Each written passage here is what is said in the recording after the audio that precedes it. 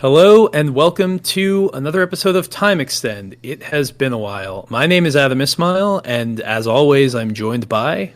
Brendan Norrison and Adam. Yeah, it's been quite some time. I think the last time we actually had a discussion was like September time at this point in terms of a new episode and getting some content out there. Obviously, we've still been active in the Discord during that time period and posting some stuff on Twitter, X, whatever Elon calls it nowadays. And yeah, it's good to finally be back recording, and definitely in a different era of Time Extend or kicking one off today, as we basically in the past few months have been thinking about what we actually want to do with this thing, because I mean we've been doing it for so many years now, it's pretty crazy. Yeah, and we've had gaps here and there. We've never been the show that's recorded like every week, but I think Forza launched, and that was kind of around the time that we did our last episode. And over the holiday break, with family, with life, things got pretty busy, and then we just kind of took that as like a moment to sort of reflect and be like, we've been doing this for a while. Maybe this is a point where we can change certain things to make them easier for ourselves, make it easier for episodes to come out, kind of get rid of some of the friction there, but also like talk about things that we've kind of maybe avoided in the past. And like this was a hard one for me because like neither of us want to stop talking about, the classic racing games or whatever that like kind of unite everyone who's listen to a show or is on the Discord or whatever. We're still going to talk a lot about Ridge Racer and all that stuff. But I was personally feeling like a little bit kind of sort of like we've done it all. Like there's definitely some series and some games that we haven't talked about, but it's like we've had that formula since the beginning. Yeah. Once we kind of figured out sort of where our niche was and the types of things that we wanted to highlight, we hit that over and over again for like 70 episodes, and it was very good. And I still want to have those episodes when we want to say something about, there's still a number of like old Sega racing games we haven't talked about yet, for example. Yeah. But this is also an opportunity for us to kind of branch into new places. As you could tell by the title of this episode, we're talking about Rocket League now. We want to talk more about like driving and racing in games. Really, like a kind of broad way to put it is like travel in games, traversal in games. I mean, you would put out the call for like, things that people wanted us to bring up or talk about with respect to running games. That's an episode that we're going to do in the future with the whole crew, which is another thing that we'll talk about in a bit. But yeah, because let's face it, the racing genre, it has pretty much changed, it seems like, on a permanent basis now. I tend to be that person who sort of laments the past and the games that we've lost. And we talk so much about the past because today it's not the genre that we fell in love with, right? It's something different. But that's not to say there aren't things to talk about. We just kind of have to broaden our scope a little bit. Yeah, absolutely. And ironically, I was just having a look. It's actually 6 years to the day tomorrow that our first ever episode was released. And wow. If you look at the wider space of content creation as well, in line with the type of format that we've had, it's definitely something that's really kicked off in YouTube in the past few years, these type of video game series retrospectives, and especially in the racing genre. More often than not now, you just see so many critiques about specific series or recaps or our old memories type kind of videos and that sort of thing, and these content creators that are doing a great job with that sort of deep dive, they're able to release this stuff pretty consistently and pretty constantly. And truth be told, when we started Time Extend, like, it wasn't really like that at the time. Like, we didn't really kind of reach that period where the PS3 started to become nostalgic, and for some reason that specific generation alone seems to have spurred on this, like, let's look back and wonder why something wasn't popular, or try and understand why something was popular and why things are wrong now. Everything wrong with Forza Horizon, a Forza Horizon critique, why Forza Horizon is killing racing games. Like, basically, I feel as if like the type of format that we've had and done a lot now since we hit our stride by about episode 12 or 13 perhaps, it's it has been a bit kind of binding for us in the sense that I often feel as if we've had the most fun talking about these games and such when they've came at a natural point in the episode where suddenly we talk about something different in the last 15 or 20 minutes and that sort of thing. And we had a discussion about that in December as well, it just playing some Forza at the time, sadly for us, and just trying to kind of understand exactly what we want to talk about going forward. How do we want to talk about it?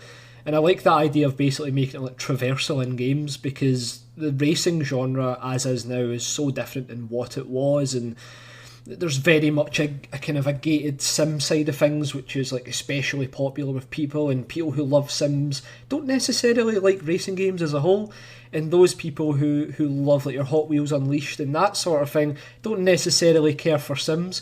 I feel as if the generation that we grew up in, Adam, had that lovely kind of transparency between both, where you could easily jump into Gran Turismo or Richard Burns Rally and straight into Rumble Racing or NASCAR Rumble and that sort of thing, and they were all treated as one. Whereas now, I don't feel qualified to talk about Sims a lot of the time, for example, even though I enjoy them, because there are a lot of people who can deep dive into that stuff. And when it comes to the kind of arcade racer side of things, specifically, like a lot of that stuff now that does come out just doesn't tick the boxes for me, but I still want to talk about racing games. I still want to get involved in that, in driving games and traversal in games in general, like you're saying, the running side of things. But we've been talking a bit behind the scenes with the squad, once again, we'll get to that shortly, about like driving in GTA, the Getaway, that sort of thing. Like there's a lot of things that added up to where racing games are now and why there's specific focus in things. Why is Midnight Club dead? It's hard to address that without talking about GTA racing and how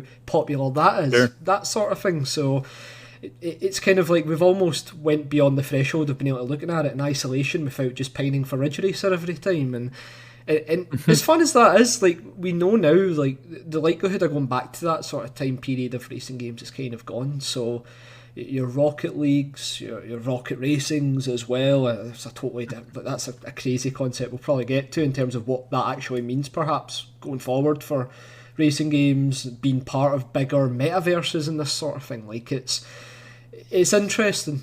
I think like basically what I'm kind of saying here long term is I just want to talk to you, Adam, about games, and hopefully people like listening to that. So while we love doing these historical deep dives and going into the history of stuff, which we will still, of course, do, naturally speaking, it doesn't feel as if perhaps our future as time extends still should focus primarily on that alone.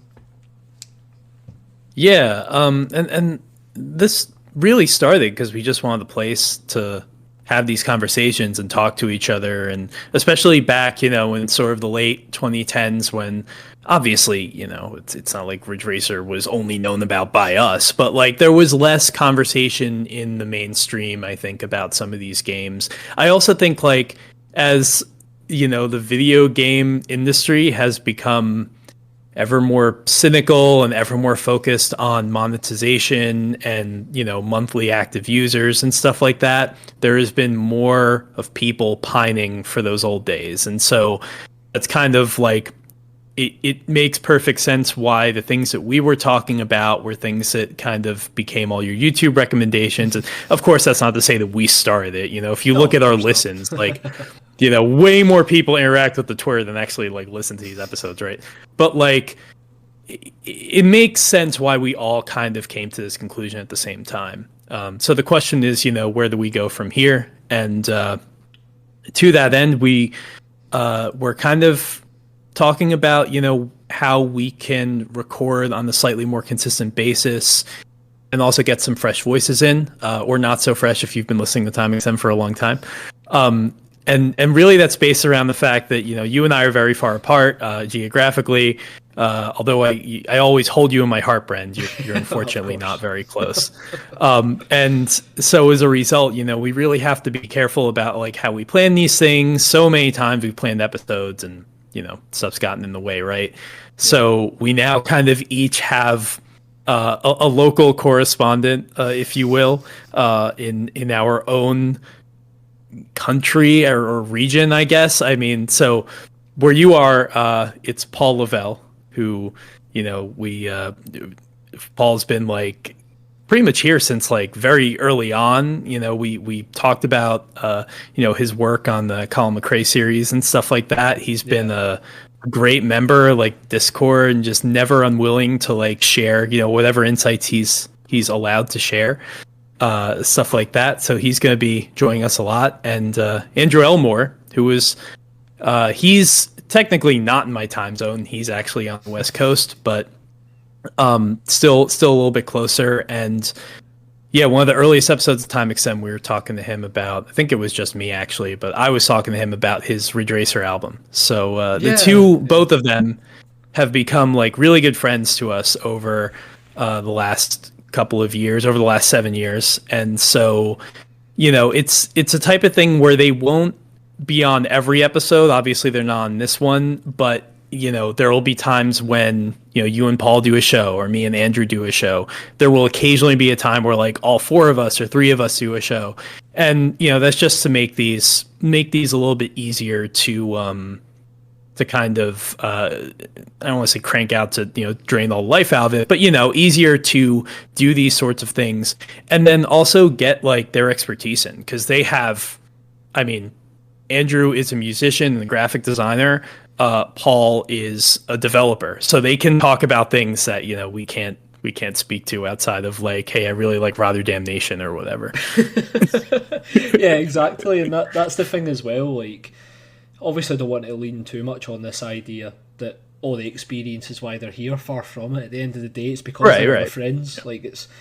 Yeah. At the end of the day, Time Extend was formed from that basis that we bonded over Micro Machines World Series, and as bad as that game was, and from there we just wanted to talk about racing games in a form away from, at the time, we were both writing for GT Planet, and it's pretty cool to think nowadays we've got like a car journalist in yourself, and then Paul's a game developer, and Andrew Elmore as well, man of many talents. He's worked on games and such as well, and loves random obscure Xbox racing games. And then there's just me who likes Rotterdam Nation. But together I think we come together to kind of have, I think the vibes will be on point, and anybody who does listen to Time Extend and shares their thoughts in the Discord, it is always more about those kind of points where we all fanboy over something, or we just have fun talking about certain subjects and that sort of thing. So I think it's basically just to keep that going, make it a bit easier to happen, and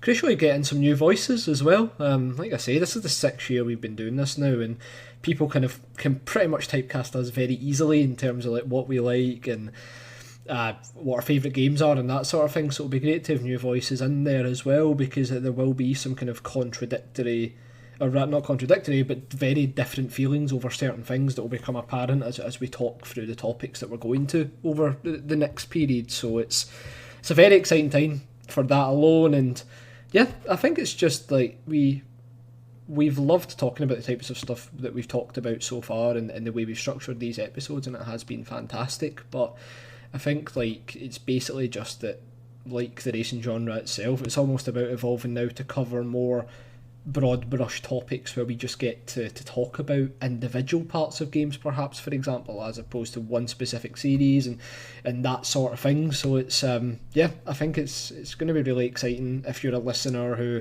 has maybe wondered if this format was just going to go on forever and we'd cover your favourite series 5 or 6 years after somebody else does, and we churn out 10 episodes in that time period.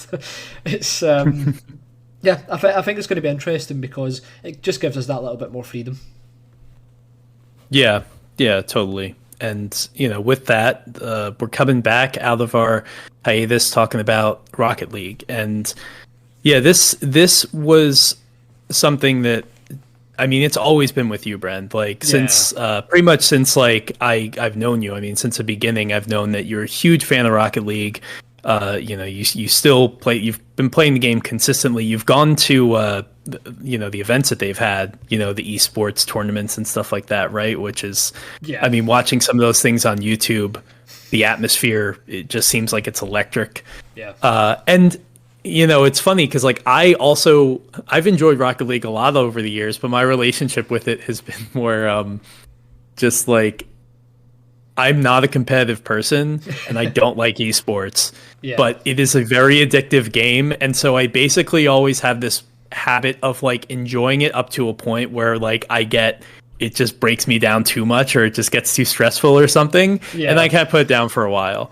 But I still hop on it with my friends, and my friends are definitely, some of them are a lot better than I am.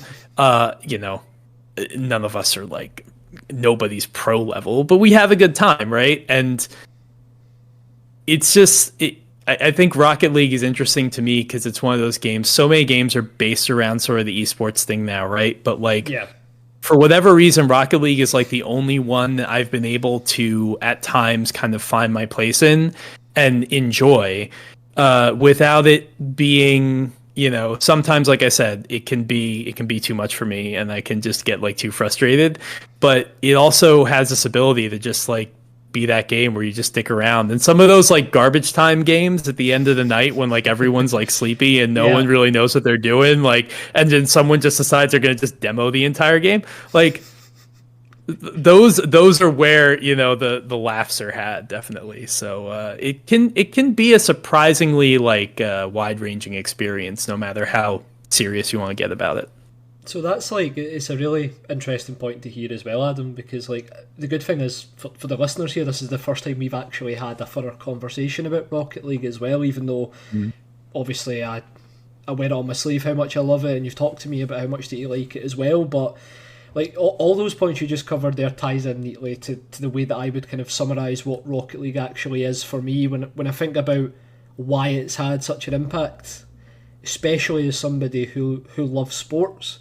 For me, Rocket League is competitive in the way a sport is, as opposed to what an esport is for competitive gaming. And basically what I mean by that is, like, when you go down to the park to play football with your friends, you're not thinking about playing in the Champions League, or if you're playing American football with your friends, you're not thinking about the NFL. You're having fun. Some of your friends might be better than you are, but it's not as if anybody's intending on going pro ultimately. And the cool thing about Rocket League is that it's a game without mechanics to a certain extent, where it's basically, you have your car, which you can accelerate, brake within. You've got a jump mechanic, and then you've got the air roll mechanic as well, for kind of moving the car in the air. But that's kind of where it ends. There isn't like the way, let's say for example, Overwatch has all these different abilities and meta abilities and that sort of thing. There isn't like a necessity to learn what tuning is if you think about sim racing and esports on that side of things, and if you can't put a car together then there's no point in playing.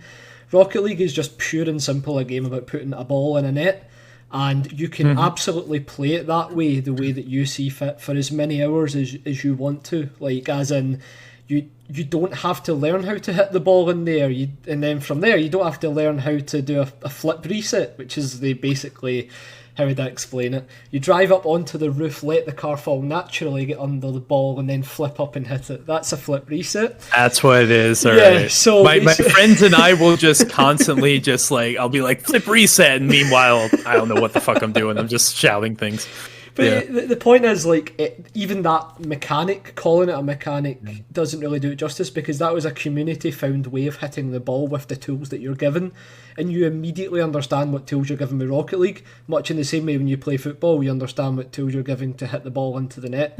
And for me, that's why Rocket League, and like kind of to sum up the conversation at the start, for the way I feel about it, it is very much from that perspective of it. It's more centred around what real sports are compared to what we consider like a traditional competitive video game, and I think that's why it's so easy for many different groups of people to play it, but also watch it, in the sense that somebody can walk in the room and immediately understand, alright, okay, they're just trying to put the ball in the net, and from there, that's what makes it so watchable as well. So yeah, those points you were saying kind of tie in nicely to the way I view the game, I think, because I don't know if that in any way explains why it might be that it feels that way, that you can play it competitively, but not necessarily to be the best, because ultimately there isn't a predefined best. You don't know what that looks like. It isn't going 15 1 KD on COD. It isn't about like shutting out somebody in Overwatch, like when you're delivering the payload. It's just about scoring goals, demoing, making saves, and yeah,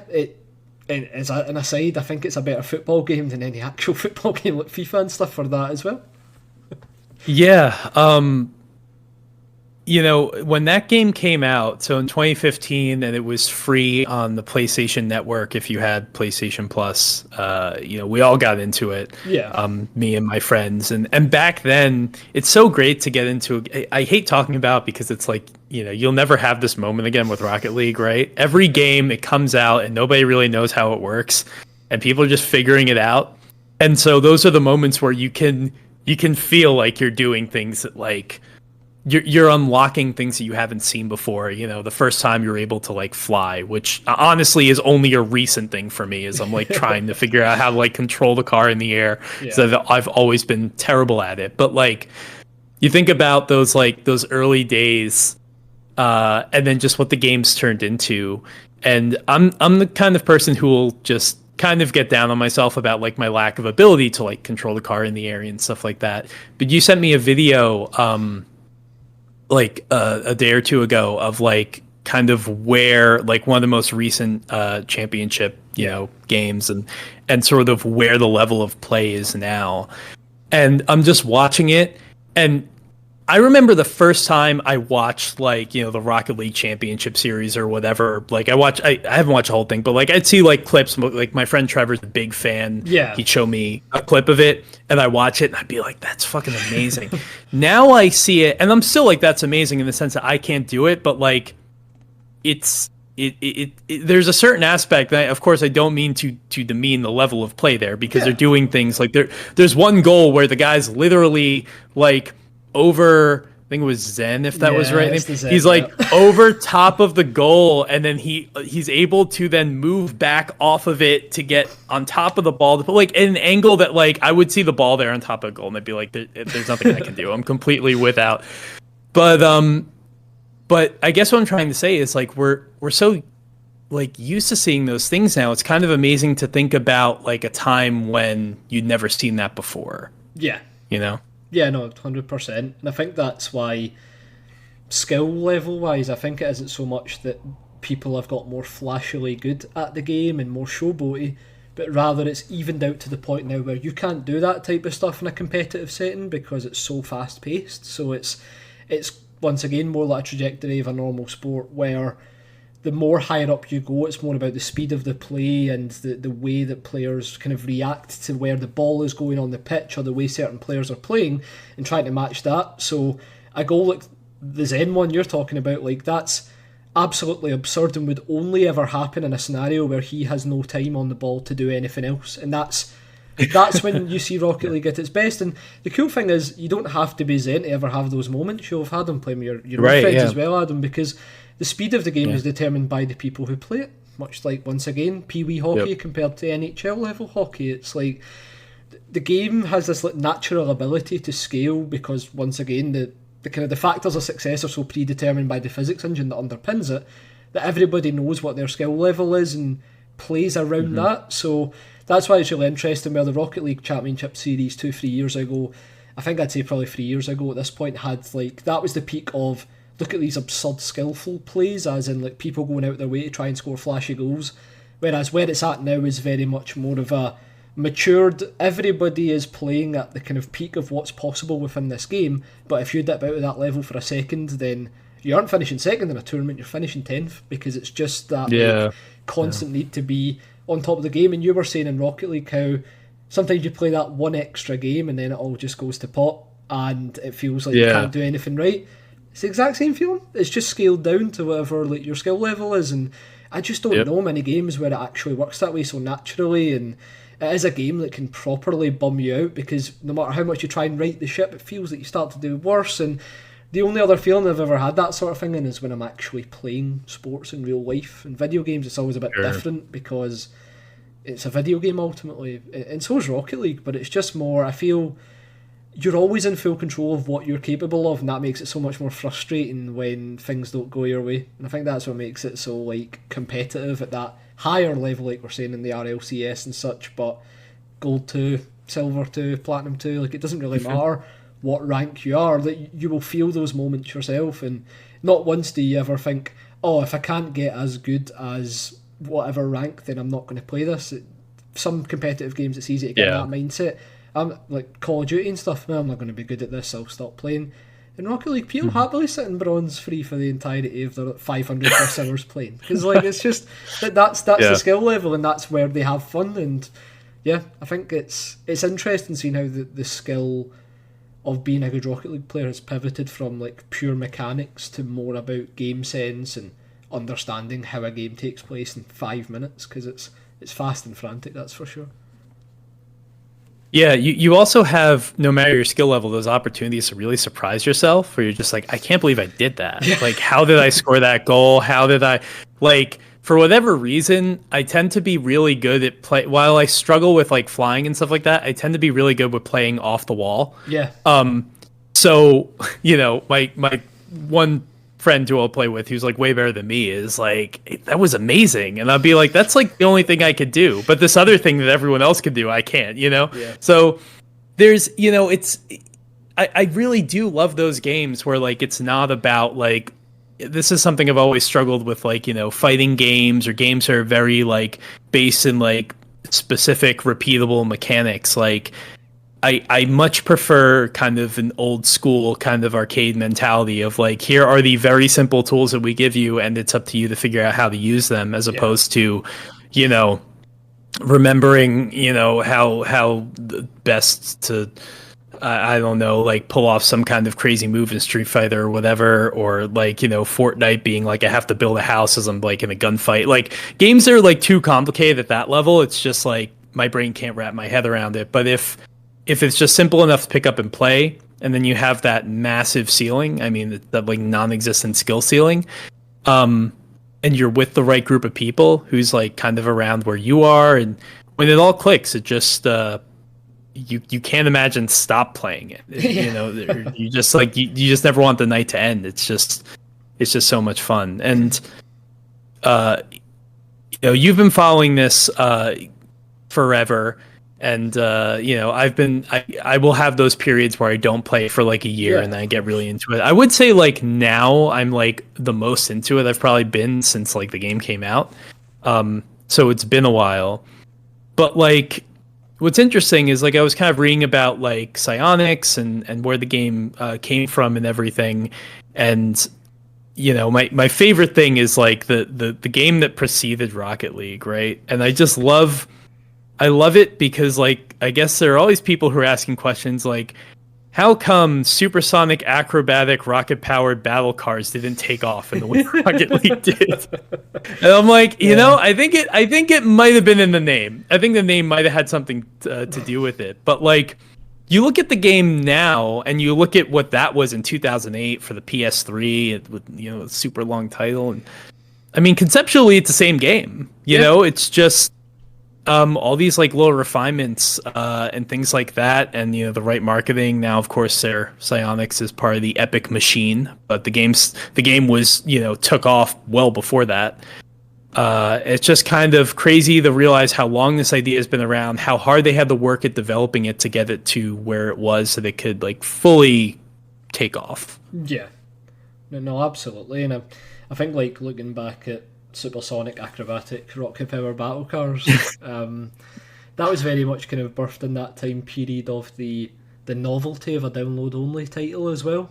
So like, you feel as if at that point when it launched on PlayStation 3 as an exclusive, weirdly enough, you do feel like it was more of a, like, this is a fun type of game that we can make, and the skill ceiling and such was still there, and it still had some form of player base. I had Supersonic as well and put a good amount of hours into it, but I can't remember ever having much joy online finding full matches and that sort of thing. But it definitely felt as if it was more kind of leaning into the gimmicky idea of like cars playing soccer / football. There was a lot more kind of crazy maps and stuff that you could do in that game as well, like horseshoe like shaped maps and loads of like kind of the type of stuff you'd expect to see in like a Micro Machines or a Party Racer type thing. Like I remember some of those maps.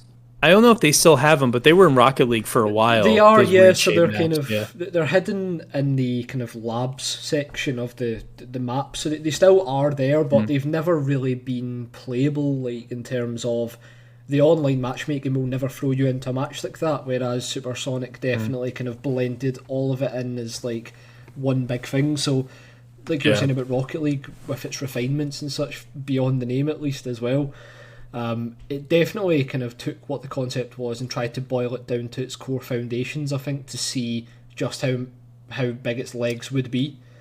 And even initially, I can recall, I remember seeing like the people on PlayStation blog moaning about losing that kind of quirky feel from Supersonic and the more kind of prevalent reliance on quirky maps and that sort of thing. But ultimately, I think it was a positive in the end, because it just gave a bit more focus to what the game actually is and why it should be maybe taken a bit seriously. And that being said, if Supersonic had came out at the time period that we knew, if it came out at the time period Rocket League did, it might have still been as big of a success. But Rocket League always had that kind of, like, right off the bat, I remember seeing it and being kind of wowed by the kind of coolness factor it had, in terms of, I know using the name League is so generic now, but just like simplifying it down to Rocket League with the nice kind of blue crest sports looking icon. And I remember in the very first trailer, one of the things they leaned heavily into was this idea that you were representing your nation, like online. So you play for the USA, and when you beat France, there was going to be some sort of global leaderboard and that sort of thing. And that eventually got dropped before release. Cool concept to come back, of course, if Psyonix actually updated the game meaningfully. But it's something like, you could see what they were going for, where they wanted to lean into that competitive space, and it worked for Rocket League so well for the reasons we're talking about, where that didn't mean gatekeeping it away from people who weren't great at it. It just more meant there was a pathway for people who really got this game and were like, you know what, this is exactly what I want to play. And through the years that I've played it, I've had that feeling where it's like, I started off playing with a group of friends who played it quite a lot, but like there wasn't a kind of commitment to the game, and then kind of moved on from those guys to two people I worked with when I got my first graduate job, who had the bug to get better, so had that kind of chasing the dream aspect of seeing how good we could actually get, which then evolved further into still playing with one of those guys, but then playing with Daniel's brother to form a team, and then we competed in the Scottish Esports League and got to do that, which was like a crazy experience as well. And then went from there to actually trying to watch the esport, because I just don't care for esports really. It's not really something that's ever been my bag, it still isn't, aside from Rocket League, and it basically just got enamoured with that. And yeah, and from there it's been like similar to you, Adam. I have went through kind of 6 months, a year without playing consistently, but I always find myself going back to playing it, and every time it just kind of wins me over and over again, despite the fact that, much like the jump from Supersonic to Rocket League, the differences in the period of time it's been out are so derivative or non-existent. You would think that it would lose its sheen, but it just speaks a lot about how good the gameplay loop is in this game, and how perfectly tuned the physics are, that like you just never feel as if you've been slighted by something out of your control. And when you think about how dynamic the gameplay loop is in the game, it's really impressive that they kind of nailed that down right off the bat. Yeah, I mean, I think about it too, in the sense that, like, I really do wonder how many Americans this taught about basic soccer or football fundamentals, right? Because like I didn't know, like I remember, you know, like I was saying, my one friend Trevor is very good, and he was like, "You got to cycle, you got to do this, you got to do that." I'm like, "Oh yeah, that makes perfect sense." I never played this sport growing up with my legs, so you know, I'm learning about now in a different kind of way. But yeah, it's it really does say something that the game has been able to last as long as it has. And you know, you talk about like Psyonix's, you know, without any sort of meaningful upgrades or whatever. That was actually kind of going to be my question to you, is that, like, I know, what year was it that like they were fully folded into Epic? Was that like 2020? It was around then, I believe. Yeah, 2019. 2019. Yeah. 2019, yeah. So, you know, since then, I think right around that time the game went free to play, or shortly after. Yeah, it did, yeah. And yeah, I guess I kind of wonder, like, what happened, because like I don't tend to, again, I in the past, probably the most competitive game I would play would be an FPS like Call of Duty or something like that. But even then, those games are very much tied to the historical model of we come out with a new box product every year, and then the people who are playing last year's usually move on to next year's. But Rocket League has existed in this form. I mean, outside of kind of the things that you can access in the game, I was very sad because I recently fired it up on the PlayStation for the first time in a long time, because for a long time I was playing on PC. Yeah. And they got rid of the Drive Club flag, which I had on my vehicle from day one. You can't equip it anymore. That's weird. Yeah, it made me very sad. Nice. But what? We're in this world now where Epic is Epic, right? They are the masters right now of the game as a service. They're launching games in Fortnite because they just want to keep Fortnite the mammoth that it is. Probably a little bit threatened by Roblox, so that's why they're going in that direction. But Rocket League, it works. You know what? There's never going to be a Rocket League 2, right? I'm just thinking of what can you really do with this formula without changing it so much that you piss off the people who have invested so much in it. It's a really interesting question. Outside of maybe we move to the latest version of Unreal Engine or whatever. Be a good start. What else can they do? So, I mean, the very first starting point is maybe a bit snarky to say, but it's not removing features. I would say that is a great place to start. If you're not aware and you've not booted up Rocket League since December, Epic made the decision to remove trading from the game completely.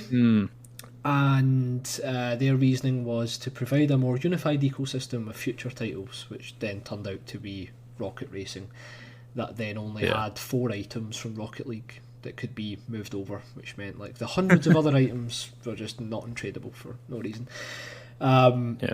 So not removing features would be a great start.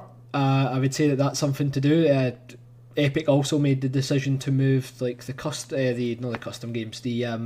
other game modes into a rotation based seasonal thing. So people who played Snow Day, for example, the ice hockey mode, I love that. Yeah, will only have the chance to play that competitively now on a rotation determined by Epic. So it alternates between that and Drop Shot, which is in hoops, so the basketball mode. Yep. And Drop Shot, one very underrated mode where basically you have to break the ground to score a goal. So rather than goals on either side of the pitch, the ground is basically 40 hexagons with different levels. And when you smack the ball hard enough, you can pierce through and create a hole to score through, basically. And yeah, those sorts of things now are kind of gated off depending on if Epic want to bring them back. This is the beauty of this sort of model, where Snow Day might just disappear into the void forever for people that like that mode. And moving to that sort of model isn't great. The half-arsed item shop doesn't do much either, and it's just not very. There's never stuff anybody wants from it. It's just not that type of game. It can't be treated like a Fortnite, I don't think. And if you want something in a game like Rocket League, it should generally be available. But yeah, so first point would be just don't remove features. Would be a good idea. That is never a great place to start. I think in terms of what can actually be added to the game, like you're saying, Adam, the core fundamentals of the game need to remain the same. But the fact of the matter is, this game's been out for 7 years now. This year, 2015, I believe it came out. So, oh god, more than that actually. I can't count. So 9 years this year, basically. It'll be 9 years. That's crazy. Yeah. And since the kind of initial influx of content, there's been 2 or 3 maps added at best. In terms of actual stadiums and such, it just doesn't happen at all. So there's no kind of new stadiums introduced that are kind of got meaningful kind of locations and fun stuff like that. It'd be good just to get a bit of variation going. And then of course for me it's where do you kind of expand the concept? 3v3 is obviously where Rocket League sits at the moment, but see it through games like Overwatch that tweaks with how many player numbers are available. Maybe it is making the stadiums that little bit bigger and introducing a 5v5 mode, for example, and starting to expand with giving players more designated roles on the pitch and expanding that out. There's also the tournaments mode in the game, which is just basically a waste of time. It's so poorly implemented that nobody touches it, so there's a bit of a dormant game mode on the side there. Maybe try and rework that into something that's worth playing for people. Actually making a meaningful club feature would be cool as well. So you can technically join a club just now, which basically just puts a nice clan tag in front of your name, and occasionally you get to use custom colours. But in terms of like stat tracking, seeing win-loss records, seeing who's the best players, dedicated club tournaments, dedicated club ranked, none of that. Just no use of the concept whatsoever. Look at Drive Club, ironically, just because you mentioned it. Game that kind of invested into that side of things. I mean, FIFA's doing it with pro clubs. I don't know if Madden has a similar feature where it's like people can play online in certain positions and such. I haven't played it in so long, but yeah. NHL has EA Sports Hockey League. It's a fairly common staple in the industry because people like that idea of seeing a lifetime performance of you and your friends. How does it compare? That sort of thing. Like, there's just no actual accommodation for club-based play, and I think for me that would be the big thing I would like to see, more of a focus on that.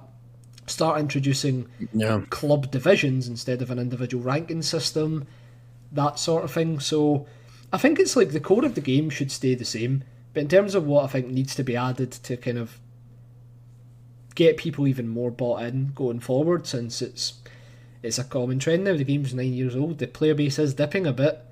I think they need to lean into where it flourishes, and where it flourishes is team play. You can play it yourself, but let's be honest, it's when you go on with a bunch of friends and enjoy that side of things. So for me, it's like actually creating that Drive Club-esque approach in Rocket League. I think that would make a huge difference. Yeah, I actually, I remember I downloaded it on the Switch when it came out on the Switch, and I was like, I was going to fly somewhere for some kind of work trip or something, and I was like, yeah, I think at my skill level, I could still probably play against the bots and have a good time, and I was like, no, actually, the bots are so bad that it doesn't even matter. Yeah. Yeah, it's funny to imagine, like, if there was any sort of, single player version of that game that could be compelling in a particular way. But yeah, I mean, in spite of the fact that it does kind of feel bare bones and is in Fortnite, maybe Rocket Racing has been taking away some of those efforts, and based on conversations that we've had and sort of what you just said, probably not for the best reasons. Maybe the priorities aren't in the best place, but it's probably a good time to talk about that because obviously, for me at least, that's a game where I feel like I'm more able to talk about its successes or failures. Now, granted, I haven't played. I just got into it today. I have not played a lot of it, but immediately there was really. I mean, I had to download Fortnite, to play it, which was just put me in the best mood. And then just trying to figure out how to frickin' start playing it was also really hard because like I have not been in Fortnite in forever. The menu system makes no sense to me. I tried to launch a game and it wasn't working, so I had to find like a different tile that also said Rocket Racing, and that was the one that apparently worked. I don't know. And that put me in the race where I didn't even realize who I was racing. I couldn't tell if it was bots or people, but you were saying that when you start playing the game, you're facing off against the mix. Yeah, so purposefully obscures that from you. Yeah, when you first play up until like Silver 2 rank or something, it basically puts you in with 4 human beings and 8 bots for some reason, or 10 bots. Sorry, for whatever reason, that's the approach they've decided to take with the start of the game, and it doesn't really help since like the game is very simplistic at the start as well with the tracks and stuff. So it kind of it doesn't make a very good first impression because of that alone. Even after you went through the clunky Fortnite interface as well. Yeah, I couldn't make heads or tails. I mean, it looks fantastic because it's obviously using the latest Unreal Engine, but like I'm playing it and these kinds of, you can't really call it a kart racer because there's no weapons, but it obviously shares something more in common with Sonic All-Stars Racing or something like that than or Mod Nation Racers than some other kind of arcade racing game, Hot Shot Racing or something like that. So like there was just nothing there. I feel like visually, it's really trying to tap into the same sort of energy that, say, Trackmania does, but Trackmania's core fundamentals and vehicle dynamics and everything are so perfect that and so finely tuned and mastered over decades. I don't even enjoy Trackmania that much, but like there's no denying that, right? Whereas like as far as I could tell, there's a drift button. The drift button doesn't even really seem to be required to start drifting, which I was like, this is the handling kind of it's not bad. It's just like it was a little bit confusing to me. And then it seems like maybe you're supposed to chain boosts. I understand if you've been playing Rocket Racing religiously and you're listening to this since the month or two that it's been out, you're probably screaming at me right now. But I was like, all right, it's really not grabbing me. But yeah, that element of verticality is something that you were talking about that really only reveals itself once you've been playing the game for a while. Yeah, so I mean, I've put in about 28 hours so far into the game. So I got up to like Diamond 1 at the moment, rank wise, and yeah, initially I feel as if like the game doesn't make a great first impression at all. Really, like you said, it looks great, but the gameplay seems fairly simple. Tracks are really wide. It's hard to see where skill starts to factor in, or basically how you're supposed to use the boost system and that sort of thing in a meaningful way. But what basically happens is like once you get further up the ranks, you unlock more advanced tracks and more advanced kind of better environments, because at the start of the game as well, you're always in the fucking canyon area, so like it has that real Mod Nation Racers feel to it of what is the kind of vibe of this track supposed to be. But as you get a bit further into the game, it starts to open up a bit more, and that verticality you mentioned is really, that's where the kind of the skillful driving element really comes into it. The boost system starts to feel more like a DRS type system from like Formula 1, I would say, where basically you're collecting that boost to offset parts of the track where there are no boost pads, since you need to be able to hit all of those, similar to like a Wipeout or something like that. And you basically start to use those boosts to like be able to take shortcuts as well, since the more advanced tracks have like shortcuts and that sort of thing. And then one of the other kind of key gameplay mechanics is the slipstream mechanism, which can often be just as powerful as a boost if used correctly. So when you're trying to manage all those different kind of means of using boost or using it correctly, the game really starts to open up a bit more there. And crucially, track design wise, the game actually leans into its mechanics, because I think at the start it's very much hot shot racing type, how many different types of oval can we design and call it a track type scenario. And it just makes a fairly kind of simplistic, boring way of playing. But once you get into those more advanced tracks that you're going upside down, you're doing corkscrews, you're finding shortcuts that are off the actual tarmac track and underneath the track. Like, for example, the way gravity, the anti-grav works in the game is basically any time that you appear near a surface on the side or above you, you'll automatically connect to it, which feels super clunky until it doesn't, which of course isn't the best way to explain it, but that's like how I would. It surprised me. Yeah, I actually accidentally did that on like one of the first tracks. I was jumping and I jumped so high that I just all of a sudden flipped around the inside of a tunnel, and I was like, oh, well, I didn't even know I could do that. I probably should have done the tutorial. That one's on me. It's not very full featured anyway, but like there's a lot of like massive jumps as well in advanced tracks where you need to use the air roll mechanic to flip over and attach to the side of a track.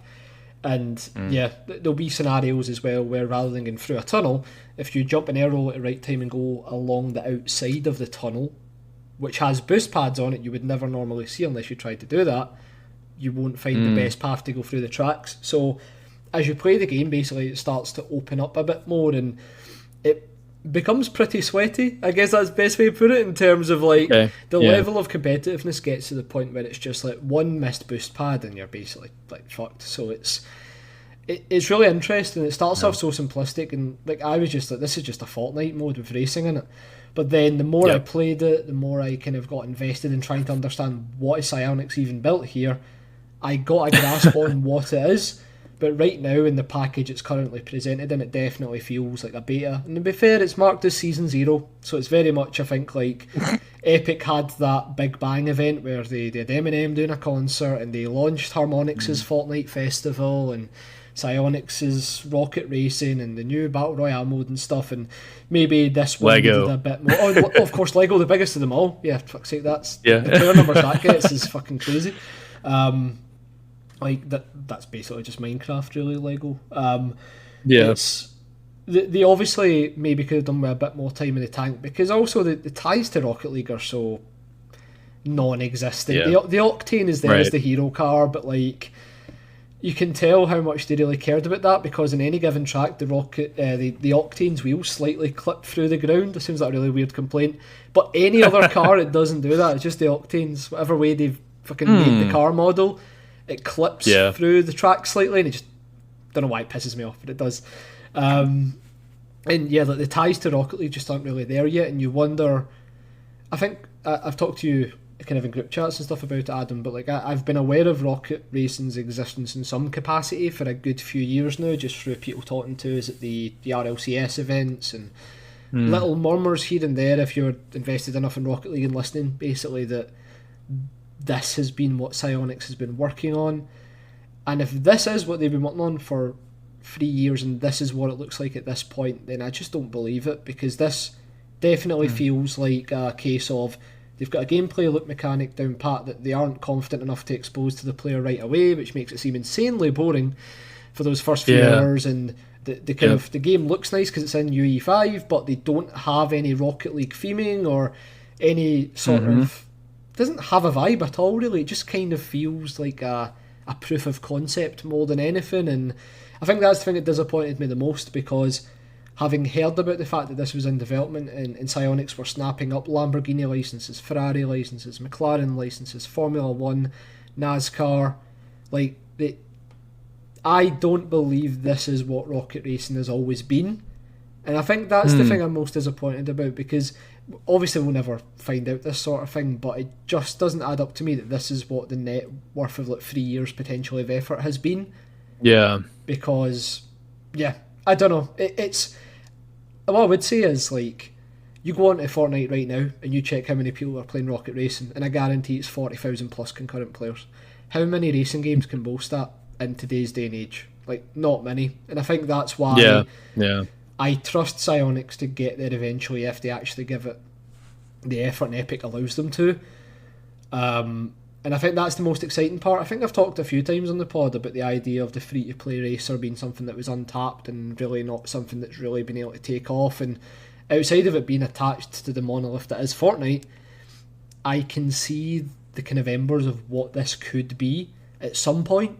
But right now, it definitely feels more like a, how can we make a convincing racing game? And it's a bit disappointing, because I thought Psyonix was a lot further down the line than that, based on what the kind of the murmurs were. It sounds like it's kind of a, marketing might be an overly simplistic way to put it, but it is a little bit of a marketing issue, and it's just like putting your best foot forward. I mean, you mentioned Onrush, we were talking before the show, and you know, I'd say that Onrush, obviously the failure there was when they had that like was it the demo or the beta event or something, and it just it was really bad. It really didn't present the game in a good light. But you know, if you decide to spend $60 on it, which, you know, people are just flipping about with the economy, the global economy being what it is, then you know, and you spent a little bit of time with it. Honestly, not that much. I remember, like, I got Onrush, and it probably took like 15 minutes for me to see the genius of the game starting to form. You know, and obviously it didn't take off, but that was really trying to do something with the racing concept. I mean, you know, technically the marketing that they did try there was it's not a racing game, and it wasn't. Unfortunately, it doesn't really tell anyone what it actually is. But yeah, I think that's a struggle with games like this. And Rocket Racing is obviously more of a conventional racing game, but I think Psyonix needs to, it sounds from what you're saying that they just need to find a way to better present, you know, sort of the germ of what makes it good and what makes it different from what else is out there, and present that earlier on and be a little bit more confident about it. And they probably will get there for no other reason than they're tied to Epic and the games in Fortnite. And loads of children playing that sort of thing, so the level of accessibility. Like it's The exposure there, yeah. I think that's why it does start off so babied. No, that way it's very much in Fisher Price mode when you first play it, in the sense that there's no challenge from the track design or the drivers. So it feels like a massive waste of time. Then suddenly, much like Battle Royale, to be fair, since annoyingly I've started playing Fortnite because of this, so I'm fucking the guy. It's working. It's working on you. Yeah. You just get hit with the onrush of insanely good players, and it's not pulling Battle Royale numbers in terms of, like, if you want to look at it from the Fortnite ecosystem, it's definitely the joint least favourite with Festival, the harmonic rhythm game. The joint least favourite. It's still, by regular game terms, opening a clinic on anything else out there. Imagine Grid Legends even had like a quarter of that many concurrent players at some point. Like, we consider Forza Horizon like a massively popular game for obvious reasons, and that's concurrent player base at any given point during the day tends to sit around 22,000. But you can go on Rocket Racing at any point in the day and there's like 40,000 people playing it. So obviously, but it's Epic we're talking about, so those numbers mean 400 concurrent players to them as well. So you just wonder what the benchmark of success is, and that's where the Epic ties that Psyonix have can be a blessing or a curse, really. I think I said to you, kind of tongue-in-cheek, like, the game doesn't even have a podium at the end of races right now. So, like, they aren't able to sell those emotes, and the skins people are buying aren't being shown in the best light to try and convince all the kiddies to buy those fucking V-Bucks. But, like, it does have the air of something right now where, like, the kind of the core fundamentals are playable, but it doesn't actually have an atmosphere to speak of or a relation to speak of, and this feels very harsh, right? But to me, it really reminds me of Fast RMX, and I don't mean that in a negative way. I just mean, I love Fast RMX. Yeah, I know. Yeah, me too, and I love it as well. But I honestly, gameplay wise, to me, this is a anti-grav race. So once you get to the point where it starts to open itself up like that, makes sense. You might see a few clips I've uploaded on the Time Extend Twitter, for example, or my Twitter account, and you'll see that sort of thing where it's about bouncing from wall to wall and hitting the outside of one wall before jumping off a corkscrew before going in a tunnel. Like, you start to see that sort of thing kick off, but none of that is apparent off the bat, and the game doesn't try and come across as a cool anti-gravity racer like Fast RMX either.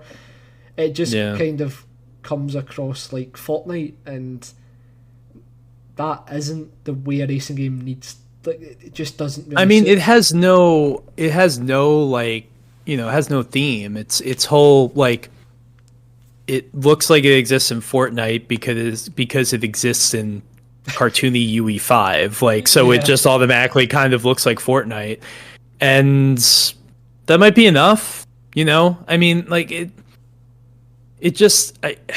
like, playing the game, it's fine, even at the early level, it's competent, but just, like, having to navigate all the bullshit as someone who doesn't play Fortnite, and just the menu system and everything, I'm just like, this is going, like, Epic is going to such lengths to get me to hate this because I'm not 12. Like, I'm sorry, but that's the biggest hurdle for me, But then on the flip side, it might get you to play Fortnite. I don't know. It's interesting for me to think about, like, is there a universe in which they continue this for a while?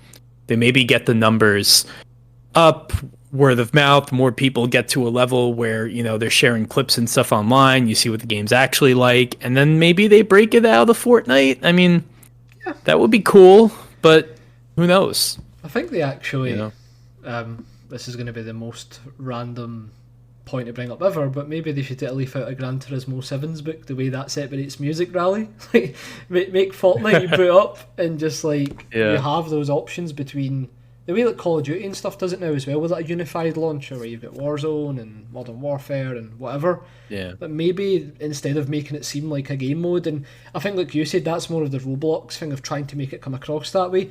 Maybe just embrace more the fact that these are individual games, and it'll just give them that bit more credence, I suppose. Like, because like you're saying, it feels like a mode because it is a mode, but if you ask Psyonix what it is, they'll say it's a full game, and it's the same with Harmonix and Festival, like that's and Lego Fortnite as well. I don't know who developed that actually, but ultimately, right now the thing about racing game fans is we are I feel as if we're pretty fickle in the sense that if something is really good style and something really has kind of an oozing confidence towards what it wants to be viewed as, we'll always give it more of a go than a racing game that maybe doesn't wear its kind of personality on its sleeve as much. And right now, like there is no pull for anybody to play Rocket Racing who wouldn't download Fortnite, and anybody who hasn't played it so far will come back and say I'm not downloading Fortnite. So it's a bit of an interesting piece, but like the way you were saying about people uploading clips of it and that sort of thing. Time Extend has a newly minted TikTok that I've been kind of starting up recently. Just playing around with it more than anything. I've never had a TikTok, I've never used it, so it's been pretty fun to look at that just since X is a shit show, but I still like making stupid fucking memes and stuff. And like I put up a clip of I put a Gran Turismo 3 meme up that I made for X and I put it on TikTok and it got like 38 likes or something like that, right, and 250 views. I put a clip of me playing Rocket Racing up there, and that got 2,000 views and pretty much triple the likes, I think it was. Damn. And it was interesting to me purely because I didn't think anybody would really be looking for Rocket Racing content, but obviously the For You algorithm's going to take over the world eventually, so it's probably just forcing it on people to get me to continue to make shit and that sort of thing. But there was definitely like it was an interesting moment for me because it was like, this could be something. I don't think it's anything what the racing game fans want in terms of like Forza Horizon's the big bad, and if Rocket Racing somehow became the new thing, that would be an even bigger bad, I think, in terms of the precedent it would set. Yeah. But I also do think that it's just interesting seeing a player base like this for a racing game like this, and just being able to constantly find races full of real people after a certain point, and that goes a long way. I found myself playing 20 races in a row without realising it, purely because 5-second matchmaking straight in, 5-second matchmaking straight in. Yep. Races are 2 minutes long. It's that kind of free-to-play racer type thing we've talked about previously, where it isn't trying to be the best racing game ever made, and it isn't trying to reinvent the wheel. If anything, it's the most simplistic arcade racer in terms of what it's actually built atop of that you could really ask for, and that raises another question about why they're even tying it to Rocket League when that's like the total opposite in terms of the complexity involved and stuff. But I do think there's a good potential avenue here for Psyonix to build this out, should Epic allow it, of course. Going through mass layoffs at the moment, and commiserations to anybody affected by that, and as always, fuck Epic for their business practices. But it's interesting. I feel as if there's something there that can be kind of brought out of it, and right now it's not in that state. There's just a core fundamental gameplay underneath it that could potentially kind of emerge if they get the chance to actually build it out. Yeah, I mean, there is a part of it that's,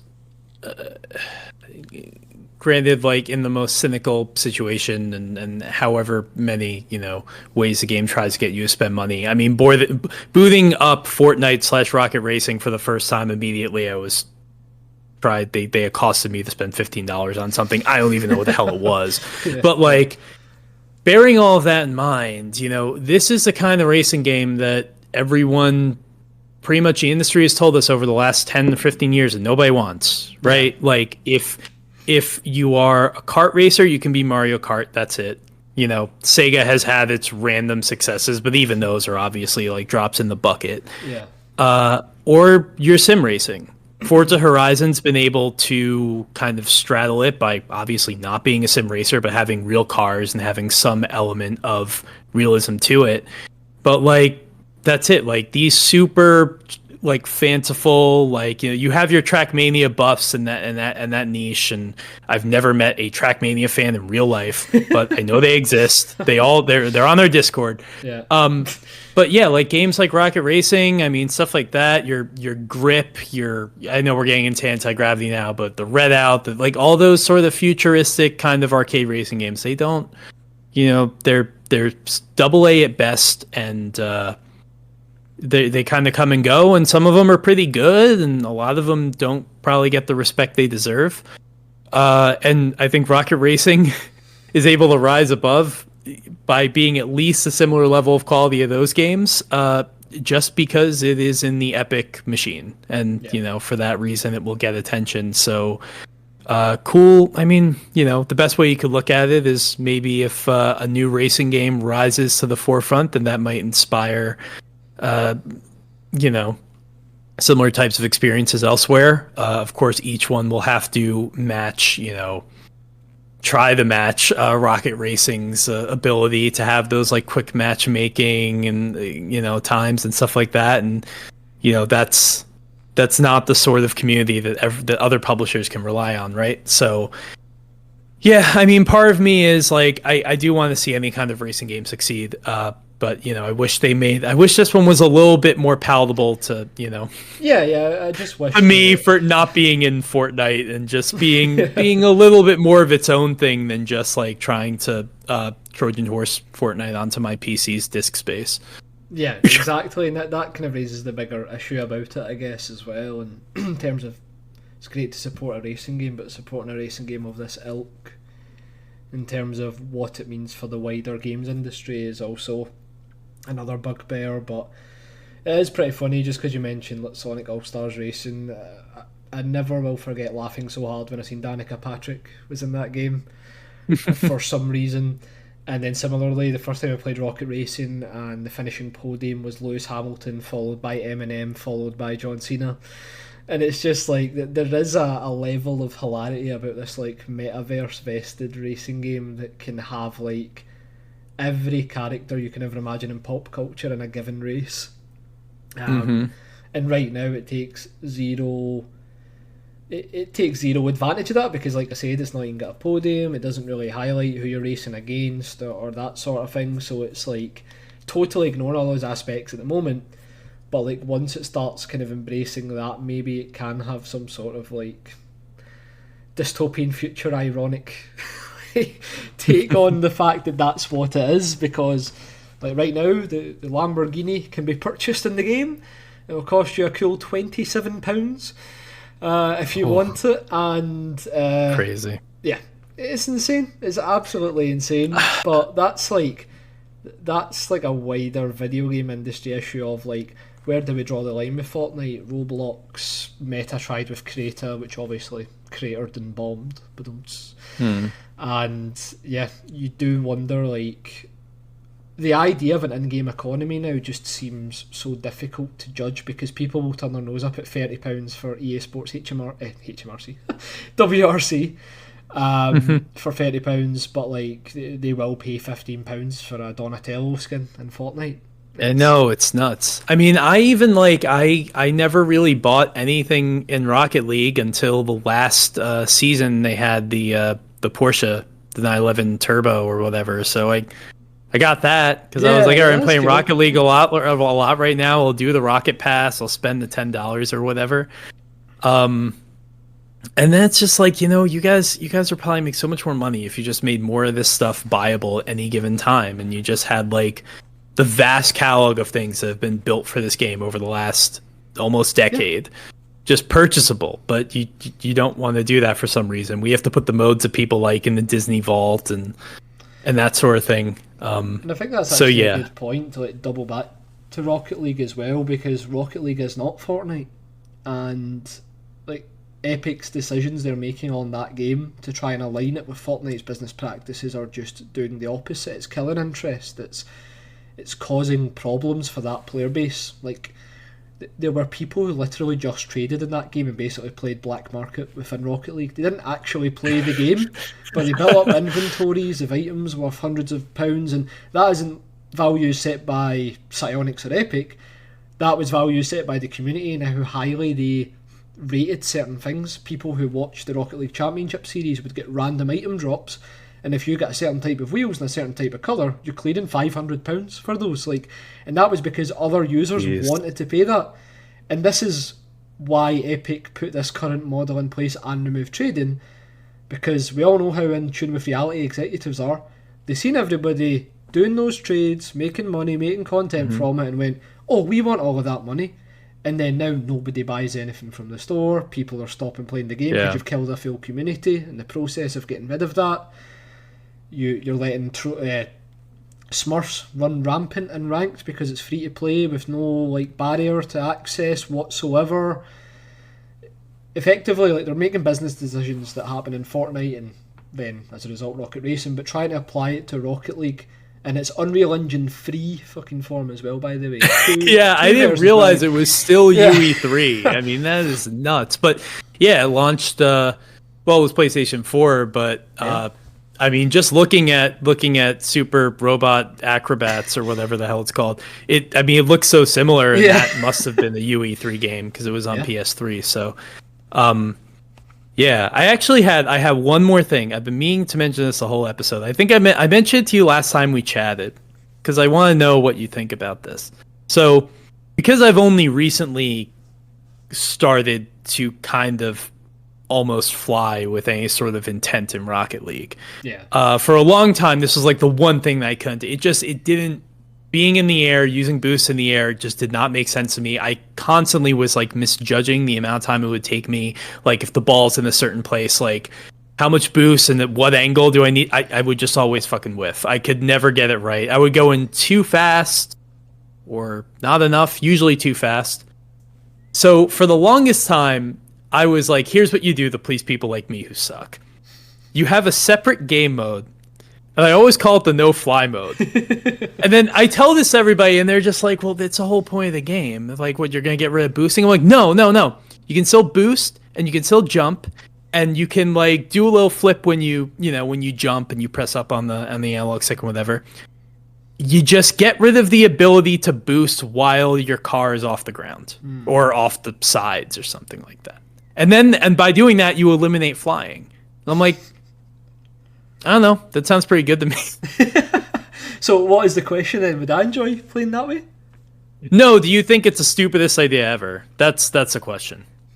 I think, like, in a world where Rocket League doesn't take itself seriously and you have these other modes like Snow Day and stuff easily available, I think a no-fly mode would absolutely have a place in Rocket League. Because I'm not saying we replace regular Rocket League. I'm not saying we make this a competitive thing. We just have we appease the babies, those of us with the skill issues. But no, like that's the thing though, like right now in Rocket League, I don't know if you've ever done a private lobby, but you've got access to mutators. And it's basically like the massive list of ways you can manipulate the gameplay, like and that sort of thing. And it's like, why isn't there a mode where it's just random mutators are applied to a match and everybody just laughs at how terrible the game makes the game and that sort of thing? And with that sort of thing you're saying there, like that's the sort of thing that should be an LTE, like a limited time mode. It should be an LTM, sorry. It should be like, a no-fly mode would be interesting and cool because all they need to do is tweak the ball parameters as well to suit that sort of gameplay, and it could absolutely work because Snow Day works because of the way that they gave the kind of the weight to the puck and that sort of thing, and Drop Shot works really well because the ball was really light, so you can really thump the thing and kind of cause a bit of chaos. Like, I don't think it takes away what Rocket League is, because ultimately going as far back as Forza Motorsport 4 and playing car football, or GTI Club and playing car football, like, you can't even jump in those games and it's still fun. So, honestly, I think, like, that's the sort of thing, when you're asking me what should be added, I'm looking at it from the perspective of somebody who's played the game too long. But generally speaking, it is remembering the fact that this is a stupid little car football game, and, like, stuff like that definitely helps just make it a bit more fun and approachable as well.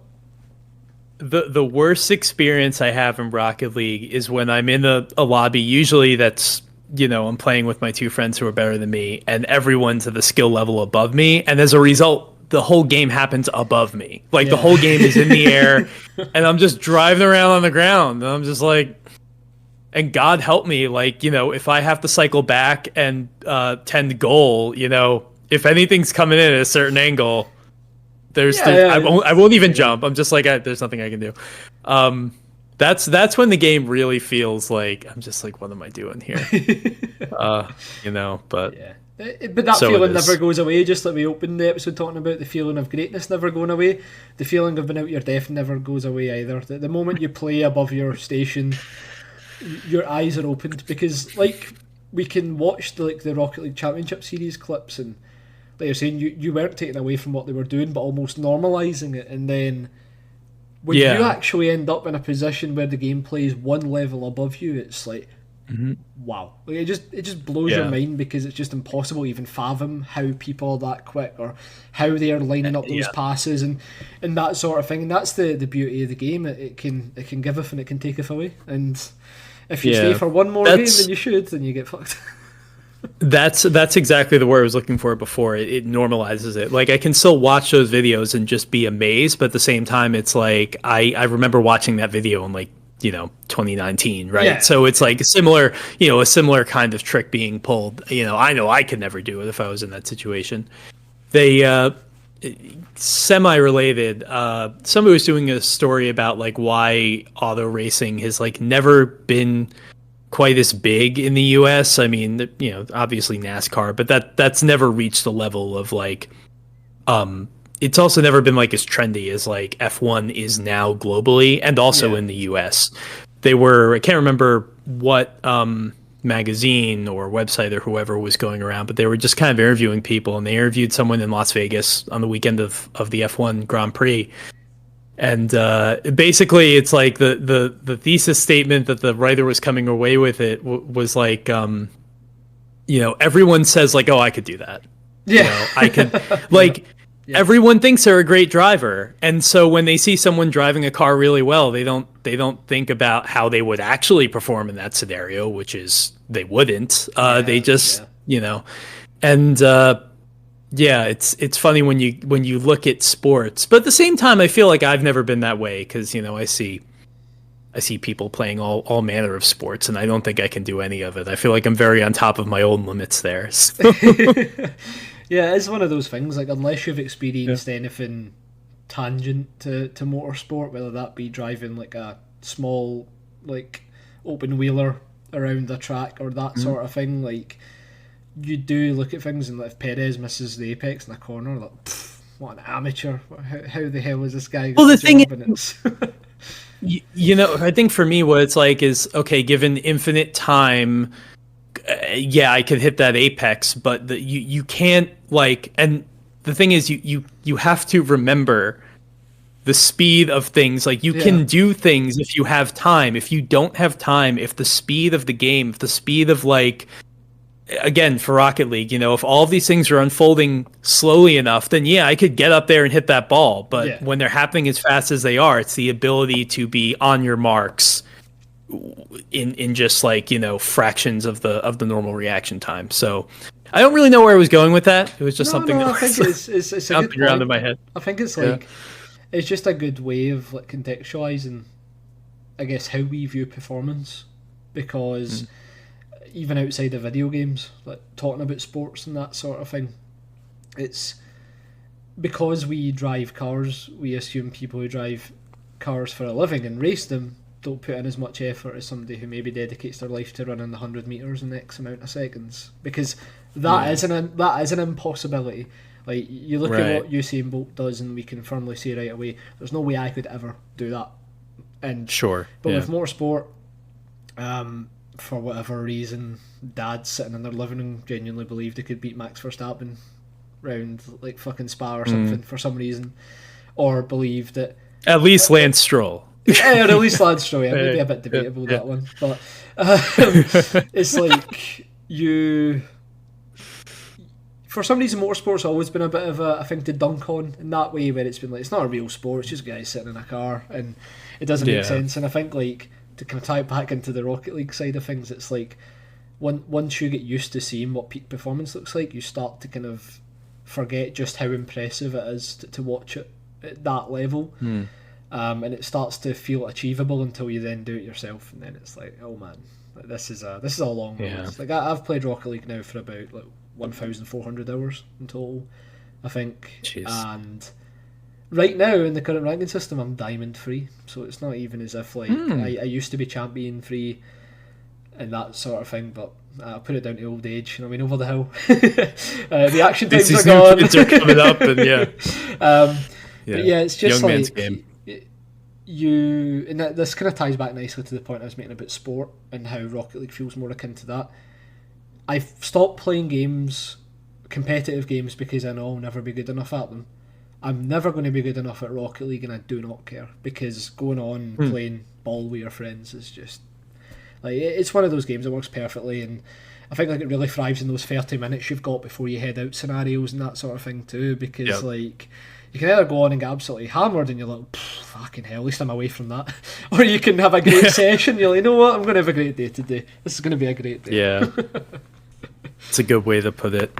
When you were saying this is what peak performance looks like, I'm just thinking of like, you know, the best rocket racing player in the world. They have the Eminem character avatar and with the Mr. Beast baseball cap or something. I don't know what they sell in that game. So right now, peak performance in rocket racing looks as semi-glitchy and exploity as you could ever imagine. So I could never see myself getting that sweaty at it, because it's kind of similar, I guess, to Trackmania in that way, where it's like, even though they're so far apart physics-wise, like it's weird. I feel as if the skill ceilings, if you watch world record runs on YouTube and stuff, you'll know what I mean. You start to see that same philosophy of taking every inch of every centimetre of every millimetre to get faster times.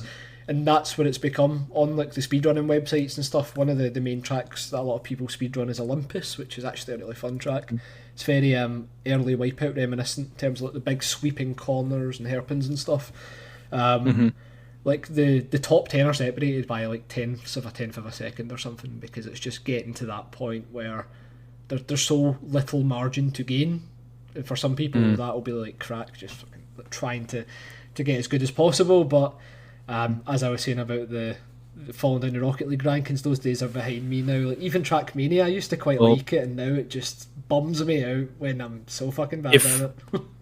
I'll tell you something. Maybe Sony and Epic can get to talking. If they get Moa Therma in Rocket Racing, then you will be number one in the world. Well, the thing is, mate, that the future of that game will be the addition of creative mode, like the way Fortnite has, where basically people make maps. Like if you pan the camera underneath the current tracks, you can see the literal track blocks that have been put together in Epic's like Unreal Engine creator to see how they've made those. And it's not I don't think it's a secret that they all use similar type of environments, because eventually I think they're just going to be like, go out there, make your own tracks, and then Mod Nation's back. So it's back, but for me that's another thing we never really talked about. But like the fact of the matter is, like, Epic have created an entire fork of Unreal Engine towards game creation, and players are using it for Battle Royale, and it will happen for Rocket Racing as well at some point. And I think that's maybe that's probably even a bit more exciting than the actual racing itself, to see what that looks like when every anti-gravity game's racing track under the sun is in Rocket Racing, and you can make your own playlists that exclusively play those tracks, and maybe they get the Pfizer in there, you know what I mean? That's when they'll get my V-Bucks if they add the Pfizer. I won't be able to help myself. Yeah, I mean, honestly, if Sony, you know, knew what they were doing, they would throw out a Wipeout pack or something. But I don't know. You know how it is with these companies talking to each other. But no, absolutely. So that was honestly longer on Rocket Racing than I expected us to chat. And Rocket League, I don't know. I feel like this whole time I was just like, I don't know what the fuck I'm doing, but I'm having a good time. And then you're kind of peeling back the layers as to how the magic of the game works. But glad that we finally got to talk about it, because it's been a huge one of the most. I mean, you were saying probably the most like prominent gaming sort of experience or relationship to a game that you've had of the modern era, and definitely for me in terms of like, you know, it is the only thing that I will routinely go on the PC to play these days. I mean, really, like my gaming, I'm regularly booting up GT7.